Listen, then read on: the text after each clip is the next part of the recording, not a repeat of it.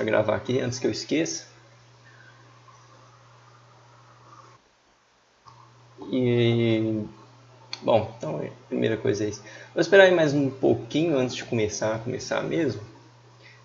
E como eu não mandei o convite para vocês, né, lá fica aparecendo gente toda hora. Aí senão a gente fica sendo interrompido para poder permitir a entrada das pessoas.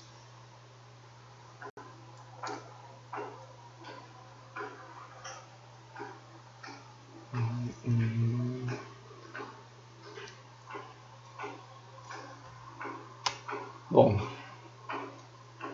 58, nós somos o que? 80 e alguma coisa? Tá bom. Fala, Ian.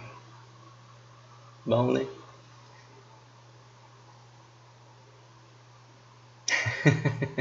Sou eu. Bom, pessoal, acho que agora a gente já pode começar. Se entrar mais gente, vai entrar poucas pessoas aí. Aí a gente interrompe um pouquinho. Eu ainda não preparei o documento, tá? Eu estou devendo para vocês o documento com a distribuição de pontos. Eu ainda não fiz, mas vou fazer em breve para deixar lá, tá? Deixa eu compartilhar minha tela com vocês primeiro, né? A gente ainda não tem livro, né? Então não dá para seguir livro ainda, então eu vou seguir minha cabeça. Brincadeira, então eu estou seguindo livros, né, que existem, só que eu não vou passar exercício de livro para você, né? Ah, lê isso, aquilo, porque vocês não têm o livro em mãos. Eu vou seguir mais ou menos a ordem que os livros em geral seguem. Vamos ver se a gente consegue passar para vocês o quanto antes o livro. Que é bom, né, ter uma coisa, tirando piadinhas à parte, né, ter uma coisa física para você poder estudar.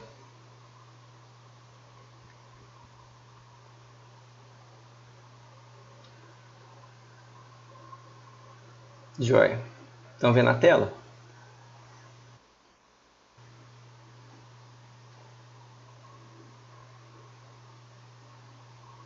Sim, joia.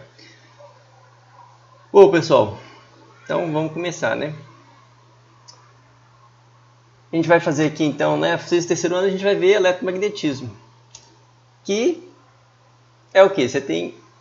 A gente vai começar vendo eletricidade, depois a gente vai ver o magnetismo meio que separado, né? Vocês vão ver que não dá muito para separar as coisas. Quem está chegando aqui? Yasmin. Daqui a pouco você vai descobrir o que é esse de outra vontade. Trem, chegou mais gente.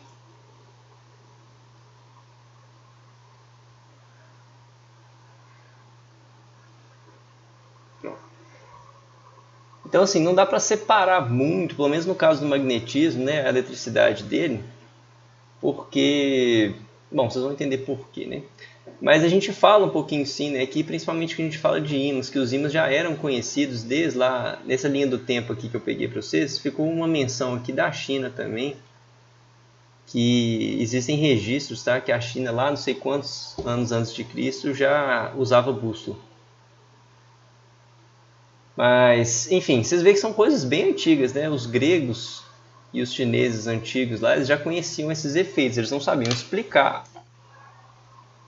mas eles já conheciam esses efeitos. Tá bom? O que vocês sabem sobre eletricidade e magnetismo? Vocês já viram coisas, né, ao longo do curso de vocês nas aulas técnicas?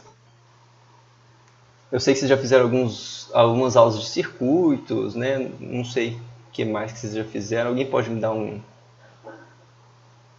transformar? Vocês já viram até transformar. Uhum.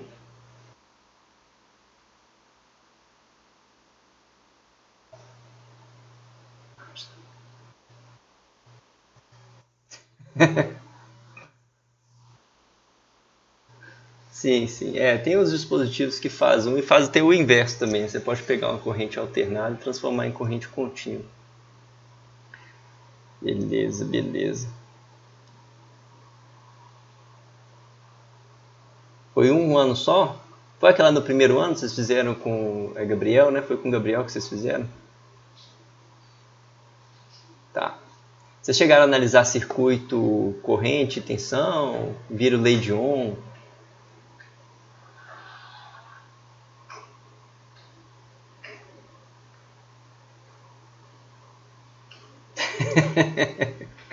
Pois é, eu não lembro nem o que eu comi mês passado, né? Vocês vão lembrar da matéria de 2 anos atrás, né?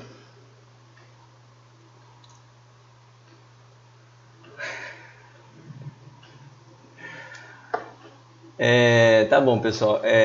Mas tudo bem, essa parte de circuitos mesmo, essa parte de circuitos a gente vai entrar mais no final do ano mesmo. Se eu não me engano, essa parte vai no...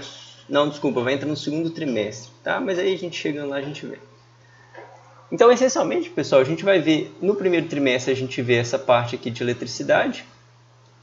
No segundo trimestre a gente vê um pouquinho ainda de eletricidade, que é a parte de circuitos. Mas eu não vou... Essa parte de circuitos ela vai ser feita por meio de um trabalhinho que eu vou passar para vocês. Vai ser tipo um estudo dirigido, tá? Para ajudar vocês a puxar na memória aí. E depois a gente vai focar a parte no magnetismo, que é ímãs, força magnética. A força magnética ela é muito legal, tem muitas aplicações bacanas aqui. Isso aqui fica então no segundo trimestre.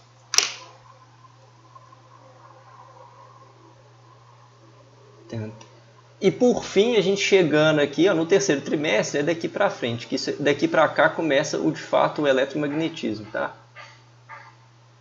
A marca do começo do eletromagnetismo é com os experimentos desse camarada aqui, do Oersted, que ele verifica que uma corrente elétrica ela é capaz de gerar um campo magnético. E isso que marcou assim para a galera do nó, que doideira, né? E depois que o Oersted descobriu isso, aí a galera pirou, né? Bom, se eu tenho uma corrente elétrica criando campo magnético e tendo efeito magnético, o que mais que a gente consegue fazer, né? Eu consigo controlar isso, eu consigo prever isso, será que eu consigo fazer o inverso também? Eu tenho um efeito magnético que vai gerar um efeito elétrico? E, bom, vocês já sabem, talvez já saibam a resposta para isso, né? Que sim, consegue. Só que antes da gente chegar nessa bagunça de elétrico vira magnético, magnético vira elétrico e boom, revolução aí do século XX, que foi a exploração das ondas eletromagnéticas. Né? A gente está conversando aqui hoje por causa de onda eletromagnética. Se a gente nunca tivesse descoberto isso aí, cara, não existe ensino remoto, não ia ter jeito, né?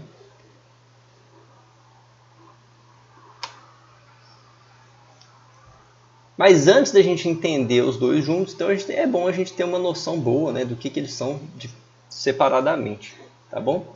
Então isso aqui é só para vocês terem uma noção de novo, né, que o negócio é antigo e eles foram meio que caminhando e juntaram. E quando chegou aqui no final do século XX, eles ainda implementaram a ótica, né? Aí que foi um Deus nos acuda. Tá gravando sim, Lucas. Só que eu não gravo pelo Gmeet, não. Eu pretendo no final do ano passar essa parte, tá? Quando o eletromagnetismo encontra com ótica e resolve um problema antigo sobre a natureza da luz, que foi motivo de, inclusive, de briga entre o Newton e um outro camarada, que o Newton ganhou só porque ele era o Newton.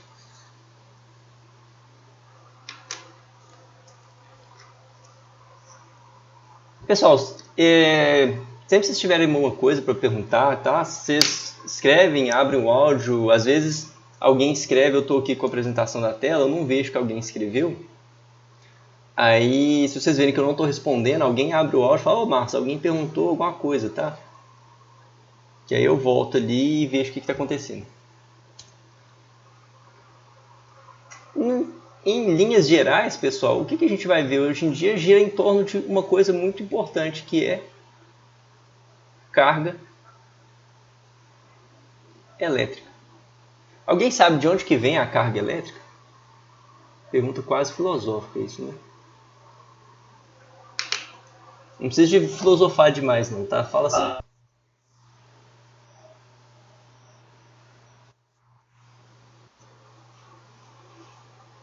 Isso. Isso, e tem a ver com os elétrons, né? A carga elétrica ela tem a ver com os elétrons. E os elétrons têm carga de que tipo, vocês sabem? Isso, negativo. Agora eu tenho um outro tipo de partícula que também tem carga, não é? Qual que é? Os prótons. Então hoje em dia a gente sabe que existem essas duas coisas, né? Um cara tem carga positiva, outro cara tem carga negativa. E tem um detalhe, esses dois têm o mesmo valor de carga, tá? Só que um é positivo e outro é negativo, mas o valor da carga é o mesmo. E a gente denota esse valor pela letra E. Então os elétrons têm carga menos E, os prótons têm carga mais E. Esse valor de E é 1,6 vezes 10 a menos 19 coulombs. Aí entra uma coisa que muitas vezes é uma coisa legal do eletromagnetismo, é exatamente essa dualidade. Você tem essa bivalência, na verdade, que você tem negativo e positivo. Isso é legal porque no caso do gravitacional a gente só tem massa positiva. Então a gente só consegue observar até hoje atração gravitacional. É uma pena, né? Porque se a gente tivesse uma repulsão gravitacional ia ser muito mais fácil de sair da Terra. Saía voando literalmente. Agora, como na carga elétrica você tem os dois tipos, a gente vai ver que a gente consegue dois tipos de interações diferentes entre essas cargas. Tá? Outra coisa, esses camaradas eles representam a menor carga possível. Eles representam, tipo assim, meio que a origem mesmo da carga. Tá? Existem teorias mais sofisticadas que vão tentar explicar a origem da carga dessas partículas, mas a gente não vai entrar nessa bagunça aí não. Então, para nós, a gente vai trabalhar o seguinte: elétrons e prótons, eles são, de fato, o fundamental, né? As que a gente chama de partículas elementares. Então, eles que vão gerar a carga elétrica negativa e positiva.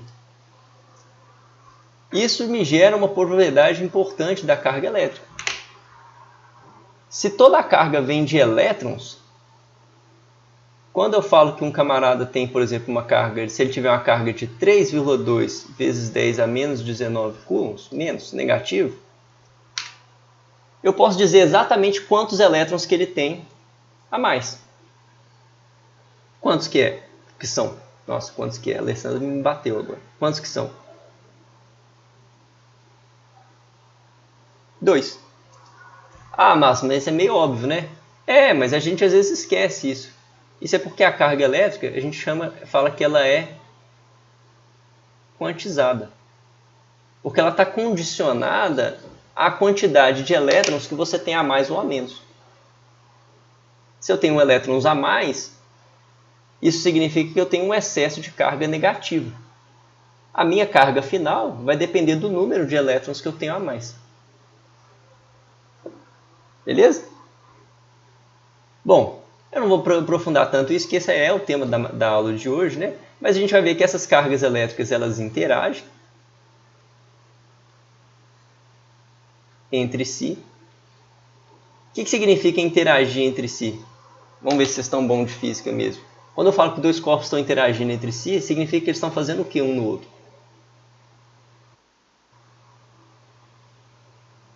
Alguém falou, mas cortou o áudio. Não, boa tentativa de resposta, Ian, porque física tudo depende de referencial. Tá, quando eu falo que... Joia, Gabriel. Eles estão se atraindo ou repelindo, né? Mas, em termos físicos, né? Lembra lá de física do primeiro ano. Isso. Uma carga, então, está realizando uma força no outro. Tá? Então, quando elas interagem, significa que existe uma nova força aqui para a gente estudar.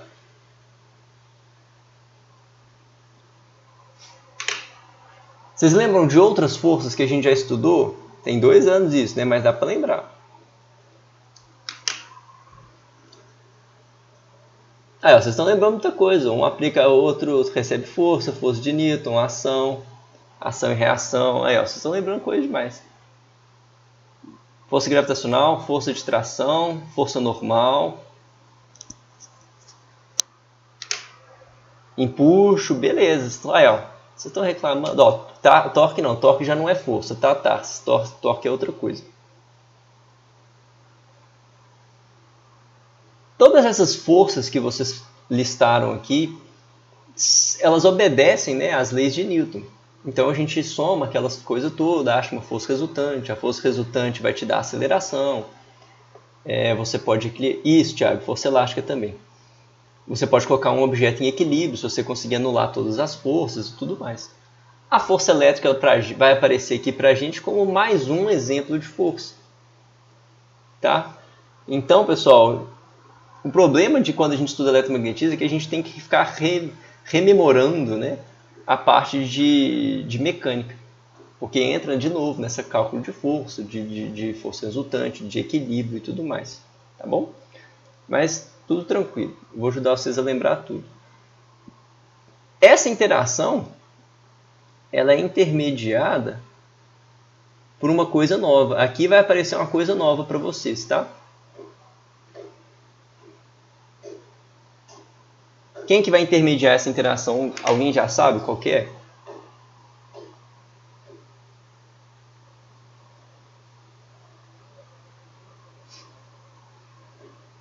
Não.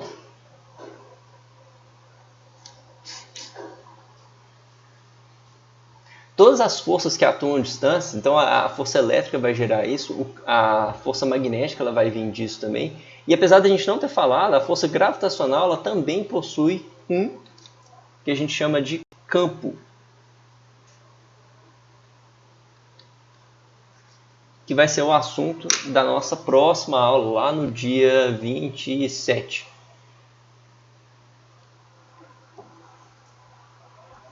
Então a parte de eletricidade ela vai girar em torno disso. Você tem as cargas, elas interagem, então elas fazem força uma na outra. Elas criam no espaço um campo elétrico que intermedia essa interação aqui. Tá? E a gente ainda vai ver, o Davi já colocou aqui essa diferença de potencial. As cargas elétricas elas criam tanto um campo elétrico como eles criam um potencial elétrico também.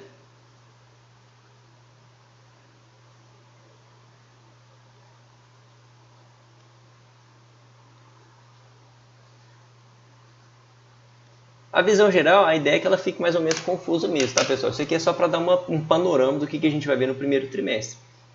A ideia é que, à medida que a gente for tendo as aulas, a gente vai deixar isso aqui um pouco mais claro, tá?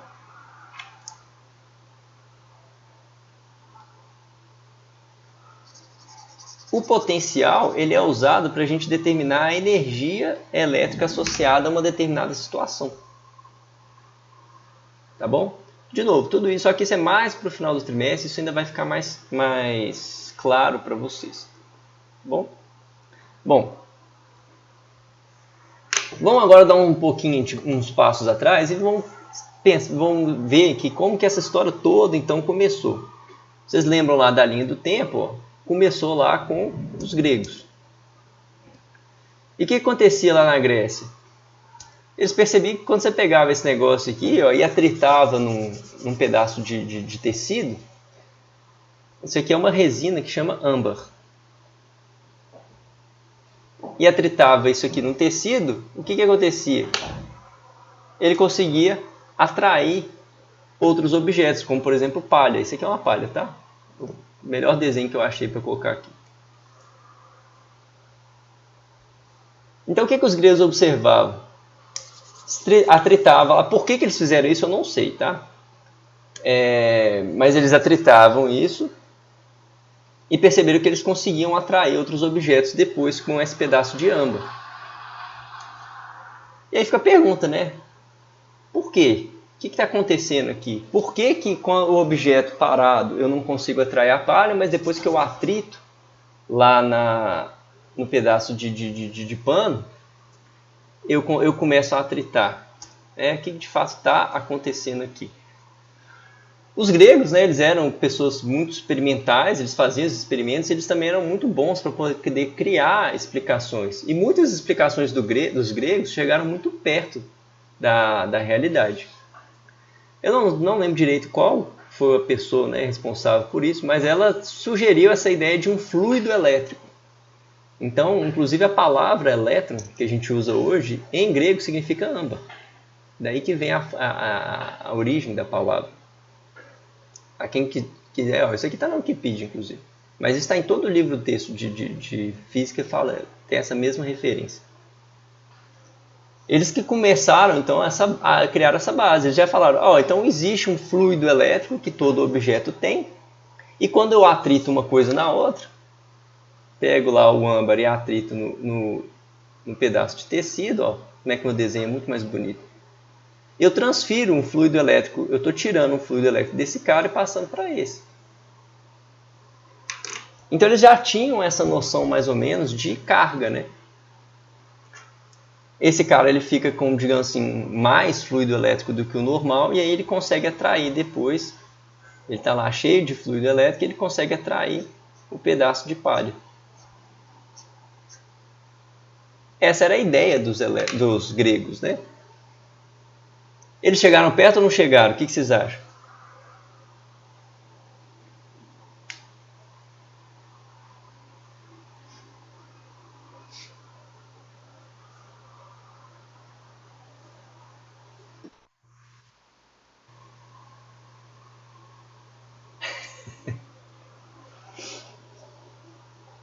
Eles chegaram muito perto, né? Porque eles não tinham essa noção de que, na verdade, os gregos eles ainda debatiam, né, sobre como que a matéria ela era formada. Tinha aquele pessoal que trabalhava com a noção dos 4 elementos, que eu já esqueci, tem muito tempo que eu estudei essa parte de filosofia, tá? Mas tinha os gregos que acreditavam já em partículas, que a matéria era formada de partículas. Tinha uma galera que viajava para a parte dos 4 elementos, tinha uma outra galera que viajava em outra parte, então não tinha um consenso ali nos gregos como a matéria era formada. Por isso que essa explicação ela fica mais no ar, né? Um fluido elétrico. Um fluido elétrico pode ser o que quiser, né?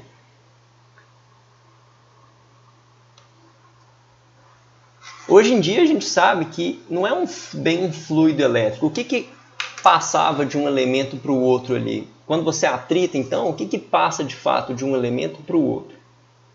A gente sabe que hoje em dia os átomos são formados, a grosso modo, disso aqui, né? Você tem aqui prótons e nêutrons no núcleo, formando o núcleo do átomo, e você tem aqui elétrons orbitando, girando aqui igual louco em torno desse negócio.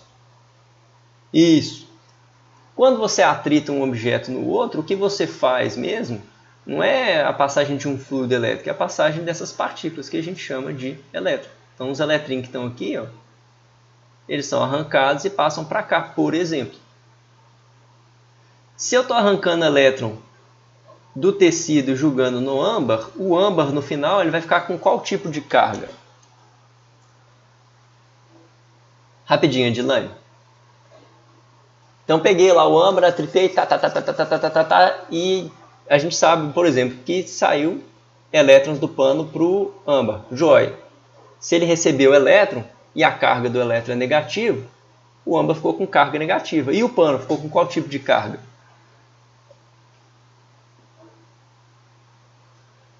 Positivo. Vou sim, Edilane. Todos os meus slides vão para o Moodle depois, tá? Eu vou criar uma pasta lá e eu vou colocando os slides dentro da pasta. Lá no Moodle. Isso, positivo. Agora tem uma outra pergunta.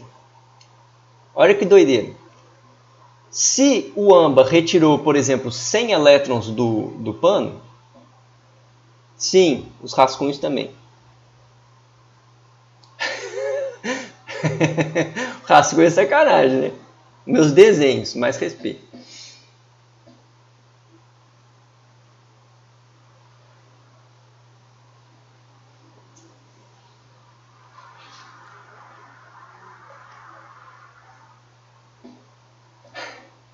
Pô, Alessandro, sua pergunta realmente é boa. De fato, o fluido ele não é especificamente um líquido, né? O ar, por exemplo, ele é um fluido. Mas eles não estavam tão certos porque, por exemplo, os elétrons em um isolante eles não representam um fluido, porque eles não são livres para escoar. Mesmo assim, você consegue arrancar o elétron do isolante quando você atrita um material com o outro. Num metal, por exemplo, que os elétrons eles estão bem livres, a gente chama que os elétrons de um metal a gente chama de nuvem de elétrons. Então eles podem até ser pensados como um fluido. Agora, num semicondutor e num isolante, isso já não é possível, tá? Eles não têm essa liberdade de escoamento que um fluido teria.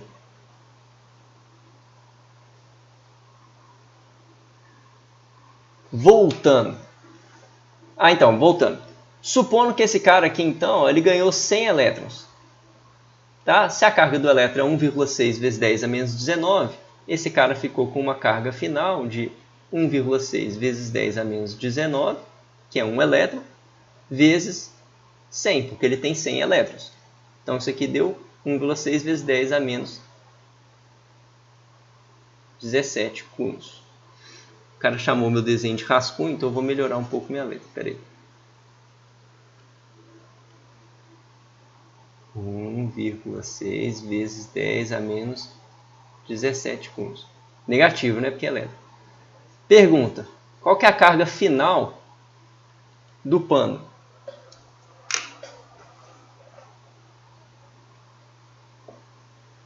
A galera tá viajando em hidrostática aí agora. De novo, vou repetir a pergunta. Tá? O âmbar ele retirou 100 elétrons do pano.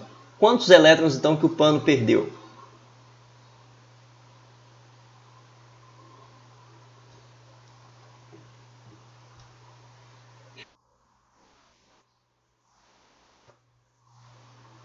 Ah, putz, tá. Beleza. Valeu, Davi. Então ele tem 100. Isso, isso traz para a gente uma outra propriedade importante da carga. Esses dois materiais eles inicialmente estavam neutros. Toda a carga que o âmbar recebeu veio dos elétrons desse cara. A carga que esse cara recebeu veio dos elétrons que ele perdeu para o âmbar. Então, se esse cara tem uma carga de menos 1,6 vezes 10 a menos 17, a carga final desse cara tem que ser 1,6 vezes 10 a menos 17. Positivo. Notem que se eu somar a carga dos dois, de novo, né, vai dar quanto o resultado? Tem que dar quanto o resultado? Zero. Essa propriedade da carga a gente chama de conservação. A carga ela tem que ser conservada. Significa que a carga inicial é igual à carga final. Se os dois materiais eles já tivessem algum tipo de carga, eles iam ter uma carga total. Sei lá, 10 coulombs. Para triteio, a carga individual de cada um mudou, mas a carga total final tem que continuar sendo 10 coulombs. Isso não pode mudar. Beleza, gente? Isso que é a conservação da carga, igual conservação de energia e conservação da matéria. As coisas elas não podem simplesmente brotar. Tá? Toda a carga ela vem simplesmente de uma movimentação de elétrons. Essencialmente de elétrons. Tá bom? Aqui é um desenhozinho falando dos tipos de materiais, né? Então, de novo, Alessandro, quando você tem um metal, que seria esse cara daqui, um condutor, os elétrons de cada átomo, eles ficam, que a gente fala assim, eles ficam meio que delocalizados. Então, os elétrons desse cara, eles podem facilmente vir parar aqui. Ó. Então, é como se você tivesse mesmo um fluido elétrico ali, preenchendo todo o espaço em volta dos átomos. Quando você tem um isolante, isso já não acontece. Para esse elétron sair daqui e vir para cá, ó, você tem que fornecer uma energia muito grande para ele dar esse pulo. Ele meio que dá um pulo. A gente chama, inclusive, essa troca equivalente, viu? Sempre. Inclusive, existe um tipo de condução elétrica nos materiais que é chamada de hop current. Hop é de pular. Agora, só que eu acho que é com um P só, tá? Então você cria tem alguns materiais que esses pulinhos do elétron eles são mais fáceis de acontecer. Então eles conseguem ainda conduzir algum tipo de corrente. Você consegue construir alguns tipos de dispositivos com isso.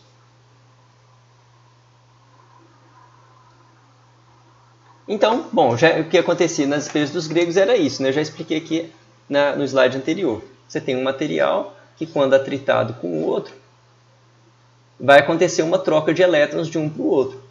No final, um cara vai ter uma carga excesso de elétrons. No nosso exemplo, foi do pano para o âmbar, né? E o outro fica com deficiência de elétrons. Então, a gente diz que ele tem excesso de prótons. Tá? O excesso de elétrons vai ser igual ao excesso de prótons aqui, né? Que é igual a deficiência de prótons. Agora fica a pergunta. A gente consegue antecipar quem que ganha e quem que perde elétron? E se sim, como que vocês acham que a gente consegue antecipar? O que vocês acham que vai definir quem que ganha e quem que perde?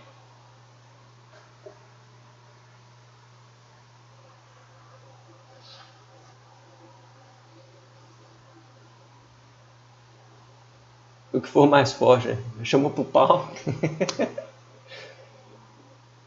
Ó, o Matheus chegou mais perto já, ó, a amada de valência. Não sei se já viram isso em química, tá? Mas química e física nesse ponto eles começam a andar bem juntos. Sim, o tipo de material vai definir. Agora, de antemão, sabendo os dois materiais que vão estar envolvidos, você já consegue prever quem que vai ficar carregado negativamente e quem que vai ficar carregado positivamente.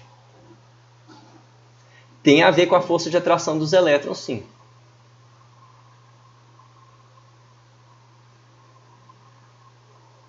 Isso. Vocês estão chegando bem na resposta. Existe uma propriedade dos materiais que a gente chama de função... O quê?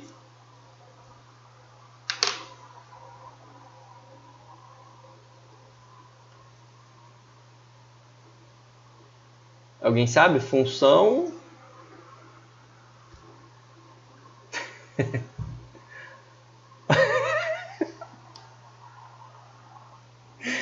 Ai, ai, ai. Se chama função trabalho. A eletronegatividade, Namir, ela está relacionada com a função trabalho, tá? Ela tem uma relação com ela. A função trabalho é a menor energia que você tem que fornecer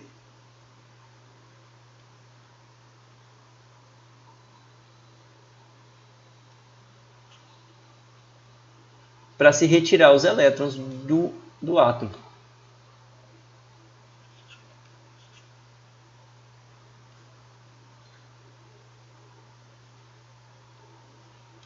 Do material. Então, tem a ver com a camada de valência que o Matheus, por exemplo, falou, né? Quando você faz o átomo, né? Você tem os prótons ali e você vai preenchendo com os elétrons. Os elétrons, eles têm, talvez você já tenha ouvido falar nisso, eles têm os orbitais, tudo aquilo ali é meio que controlado, digamos assim. Eles não podem girar de qualquer jeito, não. Tem esse gráfico aí sim. Depois de formado aquilo, você consegue retirar um elétron de um átomo. Só que você tem que fornecer uma energia para ele, para isso. Que tem a ver com a energia de ligação do elétron com o átomo. Tem a ver com a interação do elétron com... Isso! É a série triboelétrica, é isso mesmo. Exatamente isso. Quem tiver a menor função trabalho, significa que é mais fácil tirar elétron dele. Isso significa que ele vai ficar, então, positivo. Então, quando você tem dois materiais, material 1 e material 2, se esse cara tem uma função trabalho menor do que desse cara, esse camarada vai ficar positivo, porque os elétrons eles saem mais facilmente desse cara do que desse cara. E esse cara, no final, fica negativo.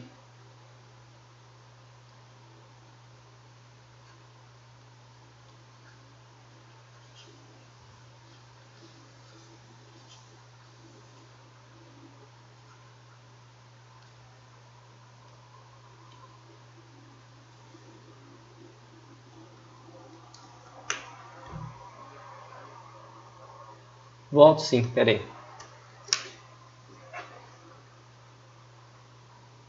Então, o grande lance aqui é quanto menor for a função trabalho, mais fácil é de se retirar os elétrons.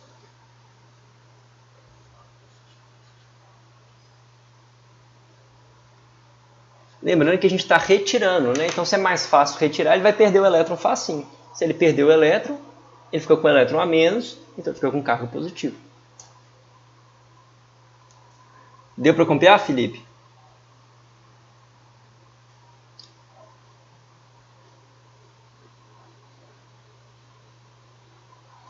Joia. Então tá, atritar funciona. Tem outras maneiras? Faltou, né? Mas outras maneiras de quê, né? Outras maneiras...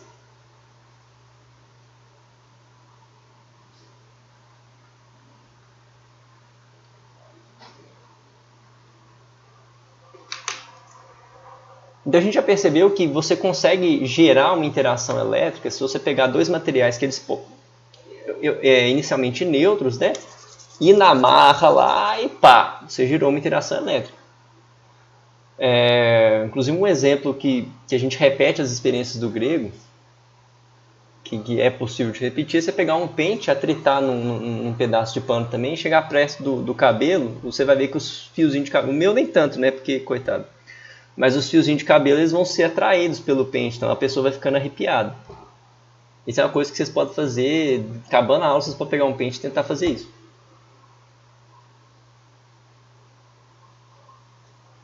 Agora, existe uma outra possibilidade, né? Ou é só na marra mesmo que a gente consegue gerar essa interação?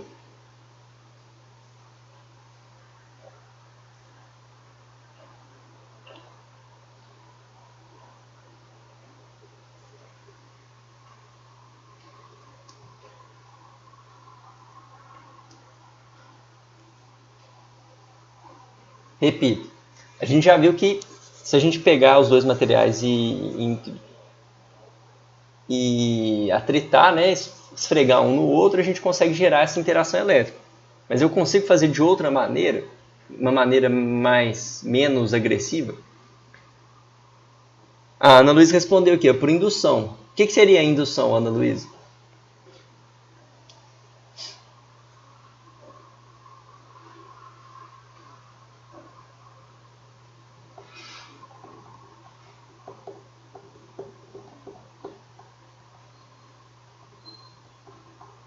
Sim, a indução ela realmente é o único, inclusive, processo para a eletrostática, né, que não precisa do contato físico.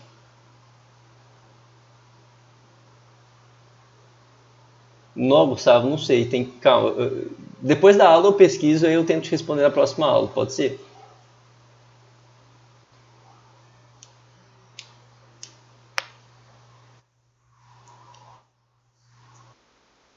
Pode, ué.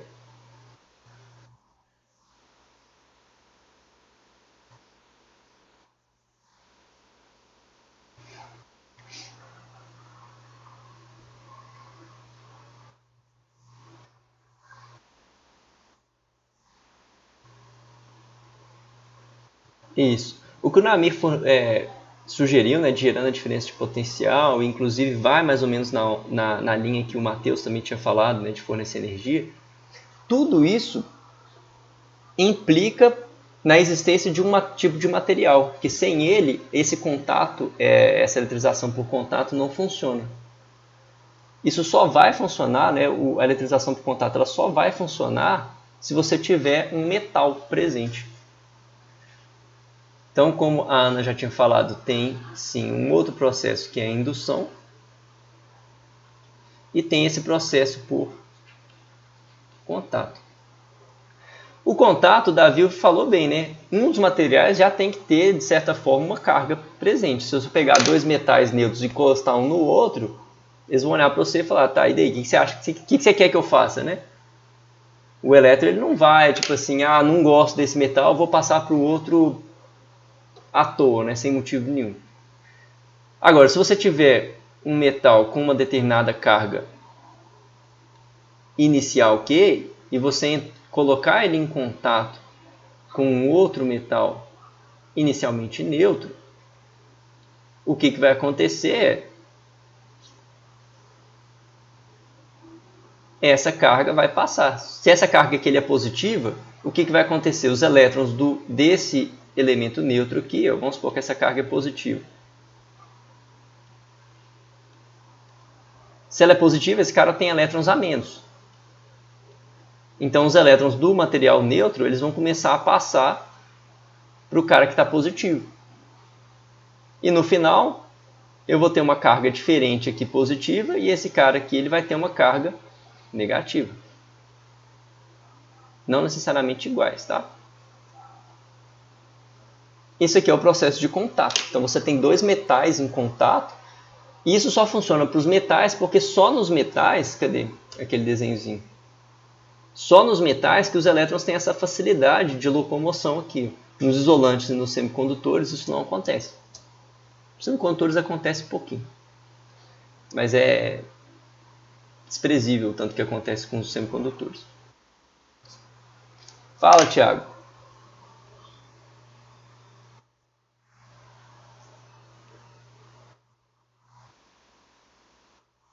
Vai. O segundo, ele está fornecendo elétron para o cara que estava positivo. Uma coisa que vocês têm que lembrar, pessoal da natureza, é que assim, ela gosta de ficar o mais zen possível. Então, se o cara está com carga positiva, significa que está faltando alguma coisa para ele ficar de boa. Está faltando elétron. A partir do momento que ele entra em contato com outro metal, o que ele vai fazer? É como se ele puxasse os elétrons do outro cara.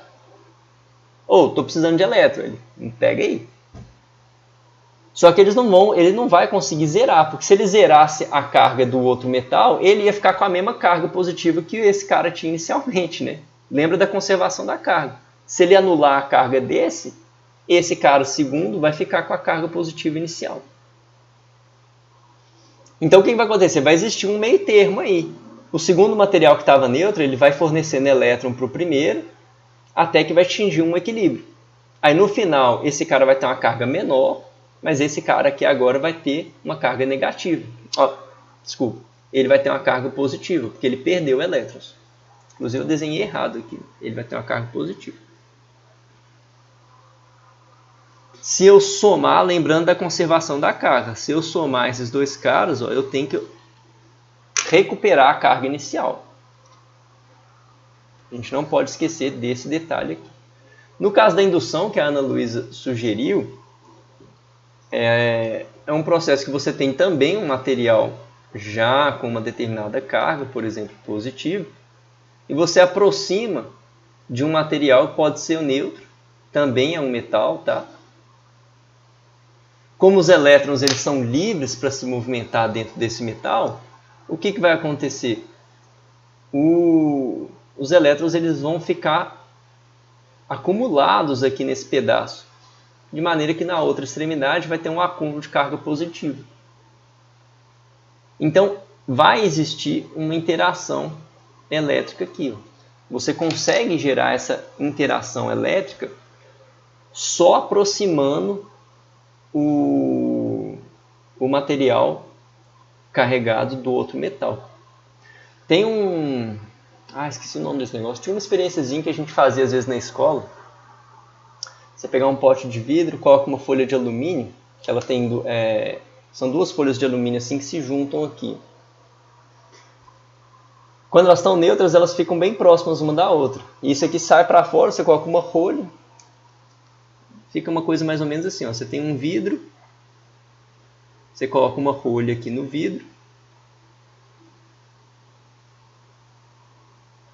Aqui o pedacinho da folha de alumínio para fora e o pedacinho da folha de alumínio para dentro. É uma coisa mais ou menos assim. Esqueci o nome disso.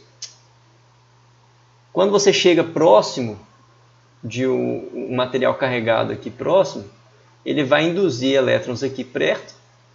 Nas outras extremidades vai ficar tudo positivo. Só que como esse cara está cortado no meio, eles vão se repelir. Então a folhinha lá dentro do vidro, ela abre.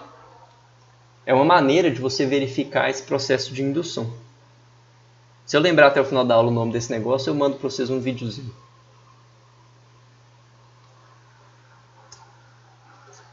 E aqui então são os três processos de eletrização. Um detalhe importante é, nesse cara e nesse cara tem transferência de carga, mas esse cara daqui, não há troca de cargas. Só tem uma separação. Então você só separa os elétrons de um... Você acumula, né, elétrons de um... Obrigado, Thiago. É isso mesmo, é eletroscópio. Aí, se não deu para entender meu lindo desenho, aí vocês podem procurar no Google eletroscópio, vocês vão ver umas imagens e videozinhos lá, dá para entender. Tá? E o eletroscópio ele funciona baseado na indução.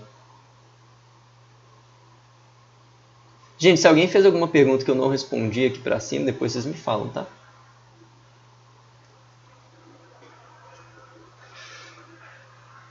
Bom, a gente já respondeu isso aqui, né? Atração, repulsão, interação, a gente já escutou isso antes, né?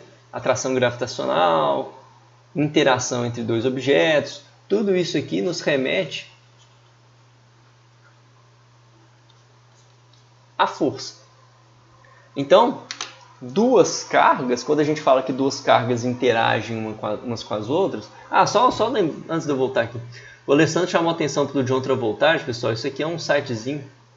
No final não vou falar. É um sitezinho de animação que eu gosto muito deles. E lá tem umas animações legais dessa parte da matéria.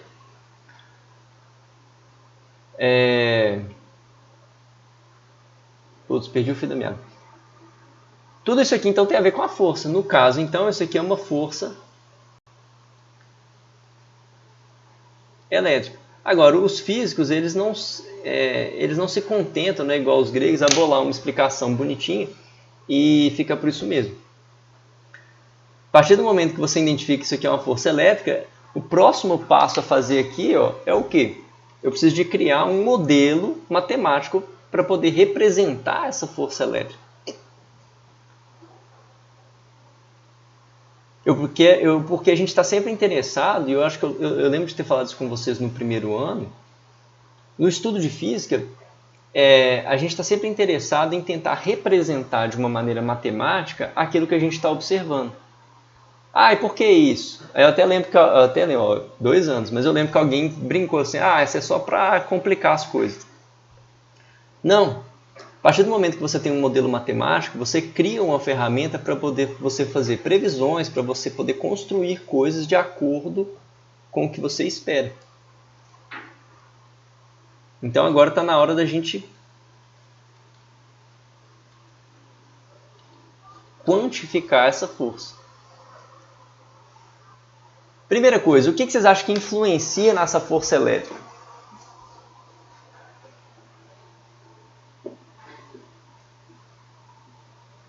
Tem uma que é mais ou menos intuitivo, né? Isso, a quantidade de elétrons. A quantidade de elétrons ela vai fornecer o que do material?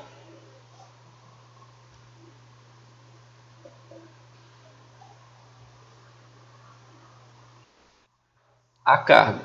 Então, de fato, a primeira coisa que vai influenciar na força aqui é a carga. O que mais que vocês acham que vai influenciar aqui?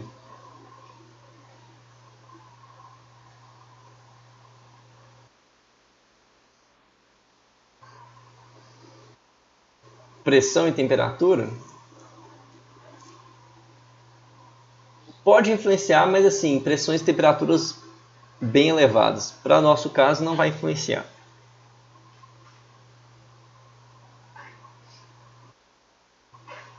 Também não. Condutibilidade do objeto? Não, porque a gente está falando de dois objetos separados, né? Não existe condução aqui ainda, são só...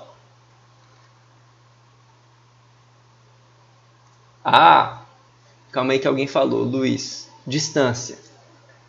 Então eu tenho aqui uma carga Q1, uma carga Q2, e elas estão realizando uma força uma na outra. O valor dessas cargas, né? Então não carga, mas cargas, isso influencia. Lembrando que se eu tiver um objeto carregado com um objeto neutro separados por uma distância, não existe força nenhuma. Eu preciso de ter dois objetos carregados. A distância entre eles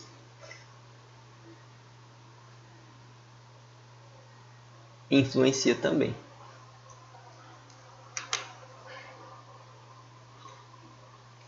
No meio em que estão.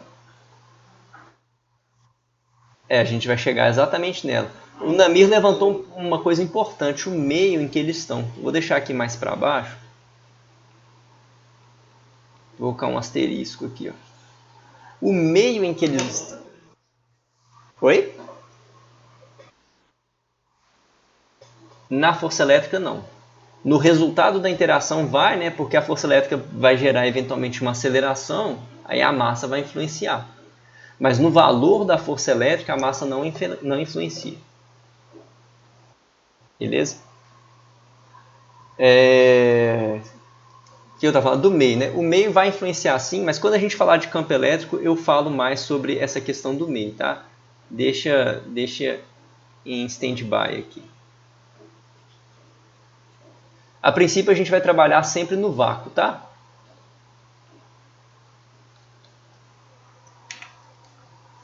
No vácuo, assim, no ar nosso, ele é muito parecido com as propriedades, pelo menos elétricas, do vácuo. Então, a princípios práticos, tá? Sempre que estiver no ar, a gente trata como se estivesse no vácuo também. Agora, vamos lá. A carga, vocês acham que a força ela vai aumentar ou diminuir à medida que você aumenta a carga? Então, assim, se eu aumentar a carga,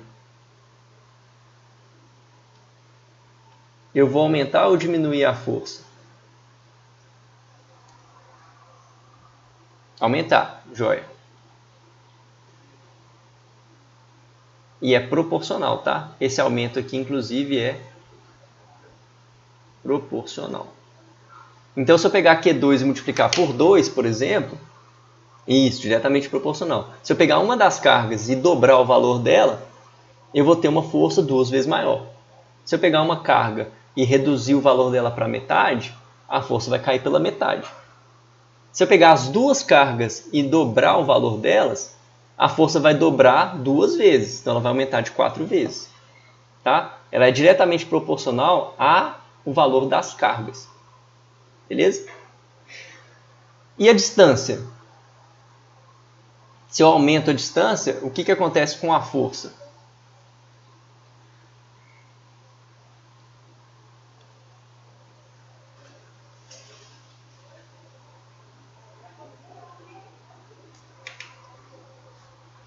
Isso, diminui.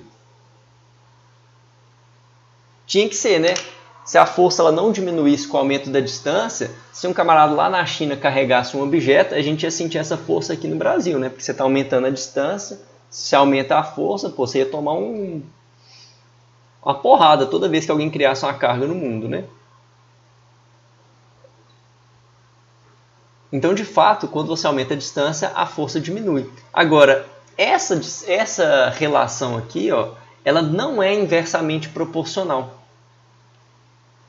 A força ela vai ser inversamente proporcional ao quadrado da distância.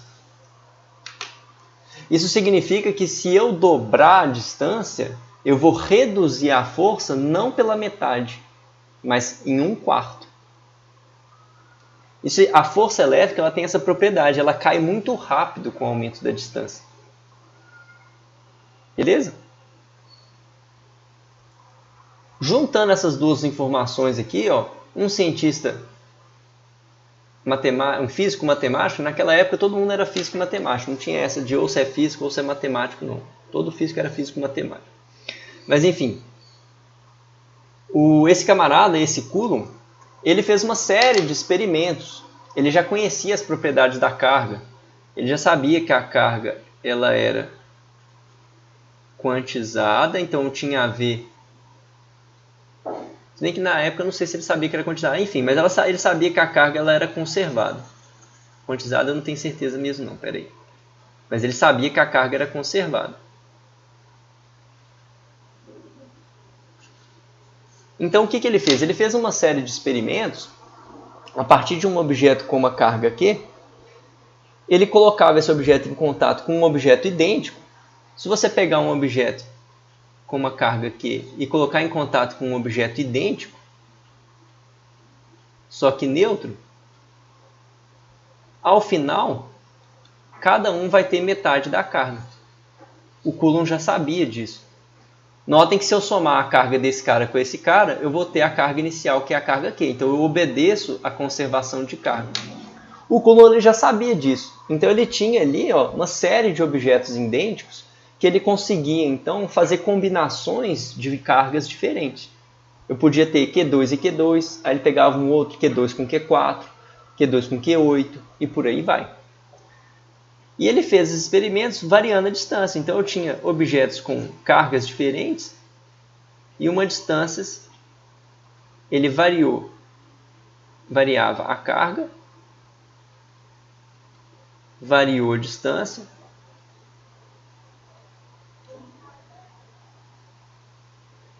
e no final das contas, ele viu que os resultados dele apontavam para o seguinte: a força ela vai ser igual, ela era proporcional, de fato, ao valor das duas cargas e inversamente proporcional à distância ao quadrado. Aí ele pegou os resultados dele e determinou essa constante de proporcionalidade. Aqui está faltando uma constante. Chegando no final, no que a gente conhece hoje como a lei de Coulomb. Isso aqui, essa expressão, é o que a gente chama de lei de Coulomb.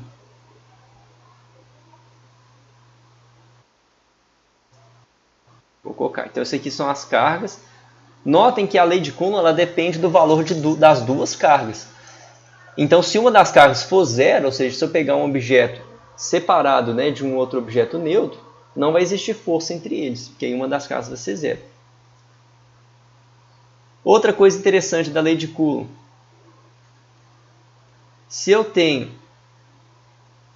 duas cargas positivas ou duas cargas negativas, a força ela fica positiva. Então você vai ter uma repulsão entre os dois materiais. Quando você tem cargas de sinal trocado, essa força ficaria negativa, significa que os dois objetos eles estão indo um no sentido do outro. Essa constante, que é chamada de constante elétrica, vale aproximadamente 9 vezes 10 a 9 newtons vezes metro quadrado por coulomb ao quadrado.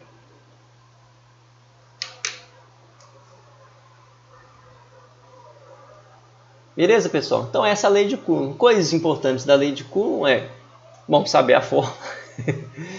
Segundo, a força, essa lei de Coulomb, ela dá pra gente apenas o valor da força, tá? A direção da força vai ser sempre na linha que une as duas cargas. Então, deixa eu criar mais um slide aqui só para poder... Se eu tenho, por exemplo, uma carga Q1 e uma carga Q2 aqui, a força elétrica vai estar nessa linha. Se eu pegar agora a mesma carga Q1, vamos supor que as duas são positivas, né? Então a força elétrica vai estar aqui. Se eu pegar agora uma carga positiva aqui e uma carga Q2 ela estiver agora aqui, a força elétrica ela fica inclinada também. A força elétrica ela sempre vai ter essa direção. Você vai pegar a direção que une as duas partículas. Ela começa em uma, termina na outra. O sentido da força vai depender do sinal da carga. Se for uma carga, duas cargas de sinais opostos, aí está atraindo. Se for sinais iguais, vai estar repelindo. Tá?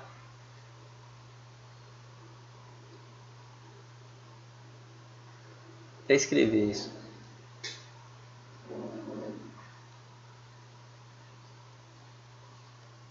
Oi.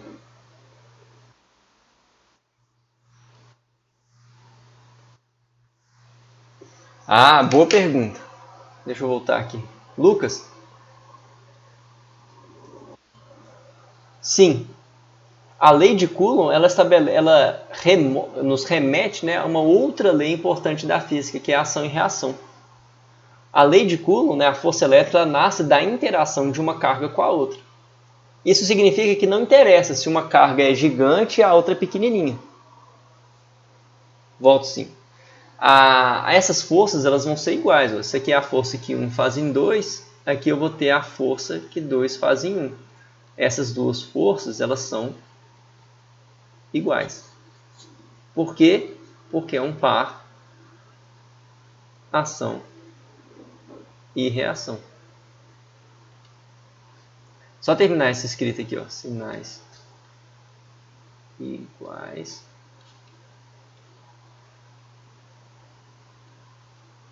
Volto sim. Então é a mesma lógica, pessoal, do Sol e da Terra, por exemplo. O Sol tem uma massa muito maior que a Terra, mas a força que o Sol exerce na Terra é exatamente a mesma força que a Terra faz no Sol. A força que a Terra faz na Lua é exatamente a mesma força que a Lua faz na Terra. Porque a força gravitacional também vem da interação de dois objetos, de duas massas. Não interessa se uma é muito maior do que a outra. O que eu faço com esses vetores? Aí depende, Thiago, da situação.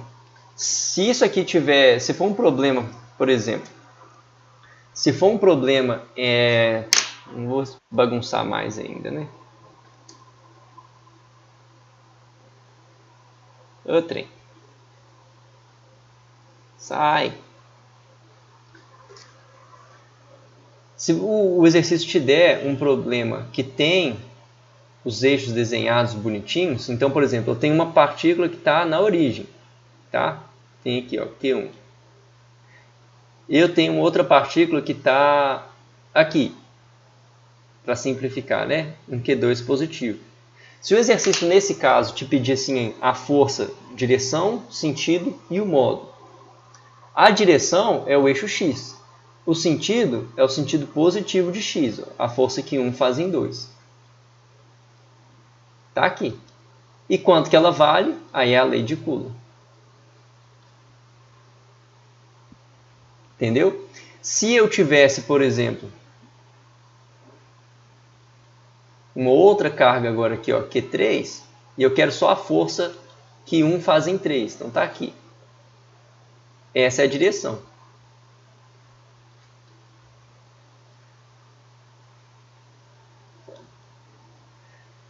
Se for um tipo de exercício que você pode só desenhar um vetor para dar a direção e o sentido, está aqui. Ó. Se for um exercício que você tem que quantificar, né, dar a direção bonitinha, que direção que é essa da força, aí o exercício tem que te fornecer algumas informações. Por exemplo, esse ângulo daqui, ou ele te fala quanto que vale essa distância e quanto que vale essa distância. Porque aí você consegue escrever esse vetor em termos de componentes, né? O F13, está vendo que a gente acaba voltando lá em física? Vocês lembram dessa parte de decomposição de vetor?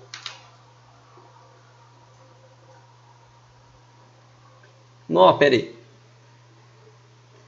Professor, eu não entendi. Foi como o cara fez o material ficar positivo e como ele não vai tender a equalizar com qualquer coisa, tipo com a mão do cara que está fazendo o experimento.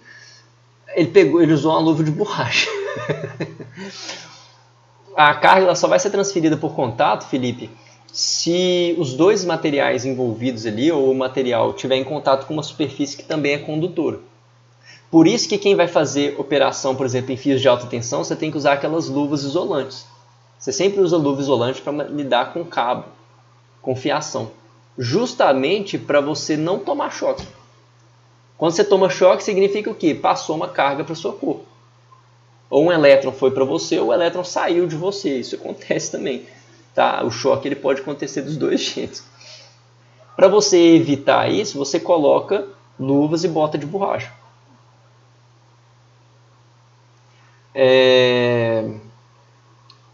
Fazer o material ficar positivo, a galera já tinha algumas noções na época do Coulomb, tá, sobre correntes elétricas. Então ele já conseguia, por exemplo, criar um circuito que carregava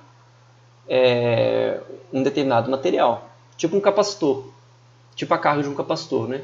Se você pegar uma fonte e colocar num dos polos do capacitor, ele vai carregar. A gente está acostumado a ver capacitor de placa paralela, né? Mas na época eles usavam muito um capacitor esférico. Então você tinha literalmente uma esfera que você jogava carga nela. Aí pimba, você tem uma esfera carregada.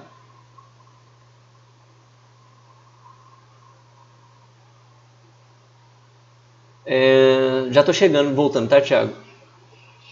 Marcos, eu não entendi esse negócio do módulo de Q1 e módulo de Q2. O módulo de Q1 e Q2 é o valor das cargas, né? Se eu tenho um cara que tem uma carga mais 10 coulombs e o outro uma carga menos 7 coulombs, eu tenho cargas de módulo 10 e 7. Só que uma é positiva e outra é negativa. Só terminando a pergunta do Thiago agora, ó, o que pode acontecer, Thiago, nessa questão dos vetores? A gente vai ver na próxima aula que a gente consegue agora pegar várias cargas e essas várias cargas vão gerar várias forças elétricas em uma determinada carga. Se eu pegasse, por exemplo, nesse meu desenho aqui, ó, essa carga Q2, ela vai fazer uma força em Q3 para cima. E aí o exercício poderia, por exemplo, te perguntar qual é a força resultante. Para responder isso, a gente tem que decompor essas forças. O que é decompor? Você pegar esse cara que está inclinado e escrever as componentes dele. As componentes são aqueles pedaços do vetor, ó, que estão no eixo x e no eixo y. Isso aqui é a componente x dessa força.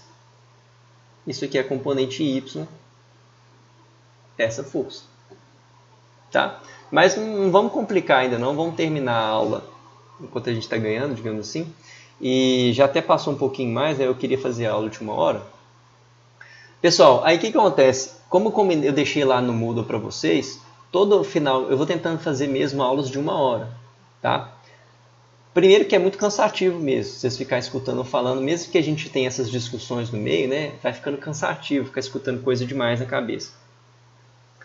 Segundo, que eu acho que é importante também vocês praticarem. Coulomb. Coulomb é a unidade de carga, tá? Passou meio batido isso, mas o Czinho, isso aqui é a unidade de carga elétrica. E tem esse nome em homenagem ao Coulomb, obviamente, né? Oi.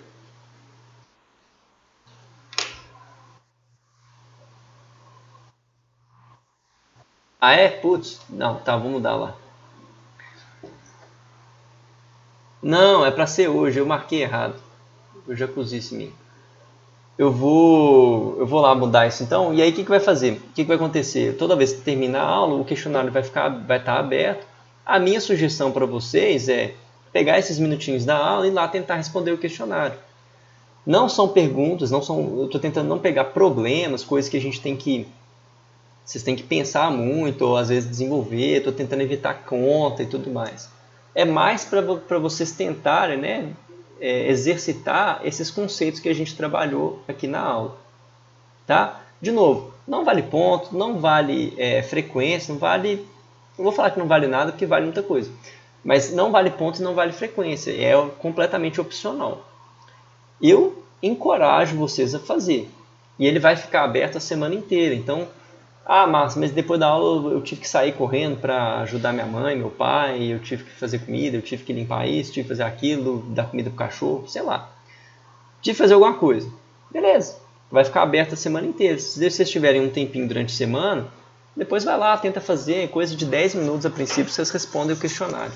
Tá? Não é um questionário de múltipla escolha, é para vocês fornecerem a resposta. Mas assim que acabar o questionário, ele te dá as minhas respostas lá com os comentários. Tá? Então é legal também vocês fazerem para depois também ler os comentários que eu fiz. Tá bom? Bom, eu vou arrumar essa questão do questionário hoje e essa semana ainda eu posto a distribuição de pontos. Tá? Aí eu deixo as animações aqui, ó. Não sei se o Alessandro ainda está aí. Alessandro, na próxima aula eu começo com a animação e eu mostro o John Travoltage para vocês. Ah, tá aqui sim.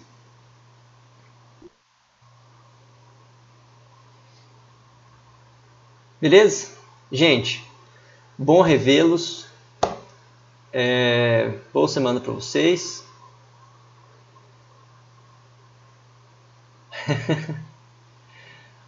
Vou postar os slides da aula hoje ainda. Tá? Eu posto ele sempre eu posto as aulas em PDF e em PowerPoint também. Eu posto em PDF, que ele é mais leve, é mais fácil de abrir em qualquer lugar, mas eu posto o PowerPoint também, porque ele tem essas animaçõezinhas, né? Às vezes ajuda.